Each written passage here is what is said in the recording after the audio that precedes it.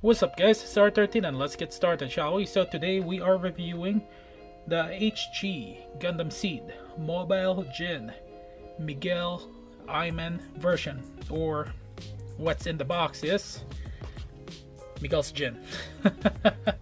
Not too original. Yeah. Well, quick history about this unit here. Miguel'S Ginn is actually based off the very basic ZGMF 1017 Ginn. And the history of this unit also, for the Ginn in general, well, the Ginn is actually based off the YMF-01B Proto Ginn. So practically, just imagine this if you are versed in the UC timeline, this is practically the Zaku 2 version. But then at the second season of Gundam Seed, which is Gundam Seed Destiny, they released a Zaku Warrior. But then this is technically, well, the Ginn in general is considered the Zaku 2. Now as for Miguel'S Ginn here, well, Miguel Ayman is actually, and as I mentioned during the unboxing already, and you guys can check it out in the description below, he is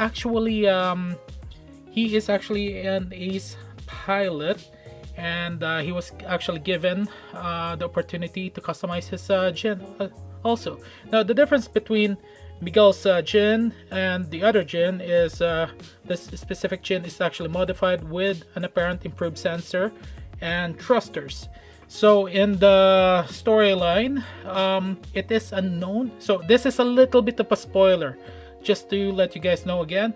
Is well, Miguel died at I believe the second or third episode of Gundam Seed first season, and it is unknown what happened to his unit. I believe in the storyline, his unit had been reassigned to another pilot and may have been repainted. Yes, that probably happened. Now, regarding that side also is why Miguel did not use his Ginn. He may have had the chance against a strike. Well, apparently, before the mission, Miguel Ayman ended up fighting Guy Murakumo from the Serpentale, and Guy was actually using another version of Ginn, and in the process, Miguel'S Ginn was actually damaged, and he was forced to use a basic Ginn. Now the question is, in the storyline, will there be a difference if he actually used his own mobile suit? For me, in my opinion, no, it will not, due to the fact that yes, it may have an improved sensor and thrusters, but the strike is the next generation GAT-X series, and Kira Yamato is a coordinator who can fully utilize his skills compared to Miguel Ayman, who is actually brash and hot-headed, if I remember correctly. It's been a while since I watched that series. Okay, but aside from that, since I've already talked about the history of the Ginn here and part of the series. Oh, and I forgot also, Miguel Ayman's nickname is apparently called the Magic Bullet of Dusk. That is interesting.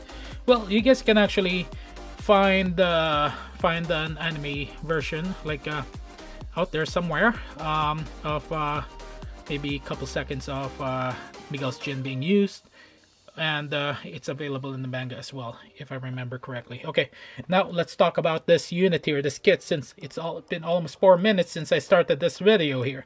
Okay, so this unit actually took me a total of 1 hour and 22 minutes to build. Yes, that took me that short of a time. I was actually taking my time still. Yeah, and it really actually wasn't that bad. There's a couple of things that I can make note of, but there's not a whole lot of those messy nubs, and seam lines are actually there. But other than that, we can actually, before talking about the kit here completely, this unit actually got its basic weapons. You got your sword here, the solid sword. You got your machine gun, and then you got your rocket pods. Yeah, There you go. Practically that's all the weapon this unit actually have. And as you guys can see, there's actually gonna be a lot of work in it. The details itself is actually nice, not bad. It actually gives you the opportunity to do some work. Now as always, I actually didn't use any decals when building when I was building this unit here. I actually even for the visor here, I actually just used my Gundam marker. It's actually orange, complete orange. Now this is a 2004 kit, and I'm actually kind of hoping that Bandai will release a revived version soon, maybe someday, who knows. Tell you the truth, even though it's a 2004 kit, it's actually still nice. It's good. I like it. I'm a Seed fan. Yeah, the details are there. And if you guys are wondering what I did with the stickers, here it is. Here's the decal, and here's the paper stickers, and it's very little. Now one of the good things about this unit is the ability for you to be able to customize this, since there's only very little color pattern. This is a great kit to do your custom paint job. It's still better if you can actually go get the basic one. It's probably much cheaper compared to this one, who knows, but it's actually highly advisable already for me to tell you guys, go get this unit if you want to practice painting, or get the basic one. Now the other thing also is, why is this unit not P Bandai? Well, that's a really good question. Because there's so many P Bandais out there. Maybe they're going to be releasing a revived version as a P Bandai, as what Bandai have been doing as of late. So I'm not going to be surprised if they do release a Ginn Miguel'S version, Miguel'S Ginn. Yeah, but for now they released this as a regular release, which is, I'm actually quite thankful. I've been looking for this kit for quite a while now.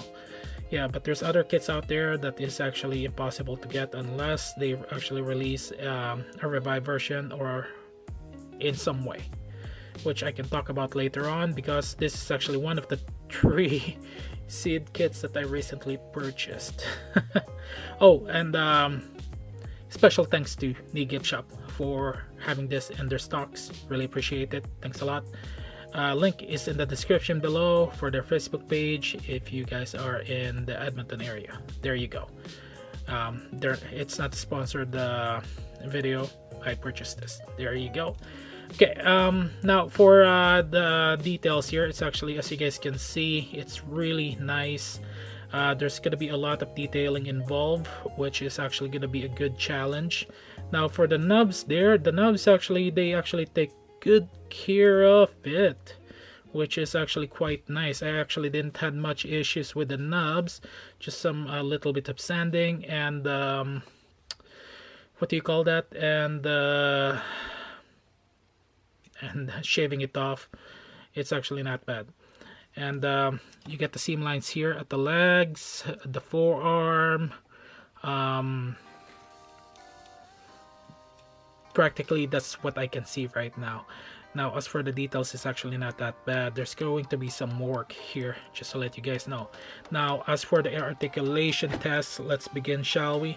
For the articulation, it's actually going to be very simple. Now let's just start. Okay, for the articulation, you get the backpack here. It actually rotates. The reason why, if you guys actually watch my time-lapse build, you guys will understand. There's the polycaps there. And for the wings here, that's how far it can go. It can kind of go up, but there's some limited articulation. There's actually a polycap here. Okay. And that's how far it can go. As for the headpiece here, okay, as you guys can see there, there's the orange part that I wasn't able to target. Okay, you can, oops, you can actually rotate this 360 degree. Certain mobility, but that's how far you can go. This is actually a polycap. Now as for the arms here, this is actually not a ball joint. There's no polycap. It's actually attached to the chest area. This is what it looks like. Now you can actually, you get certain articulation here, but that's how far it can go. It can't even double bend. It's a 2004 kit, remember. For the arms, you can rotate it as always. Ball joint as always. There you go. And for the waist here, that's how far it can go. It can't bend. And for the skirt here, you get some good articulation here. And for the back skirt, it's actually stuck. Okay, and for the legs here, it's actually a ball joint, so that's how far it can go. There's no slot here for a basic action base, so you're gonna need the flat one. And the legs can actually bend, as you guys can see. Yeah, also you can actually remove the rocket pods here. There you go. And for the feet, that's how much it can rotate, bend. Back skirt, so this one actually moves as well. Okay, that's it for the articulation, and that's actually quite nice.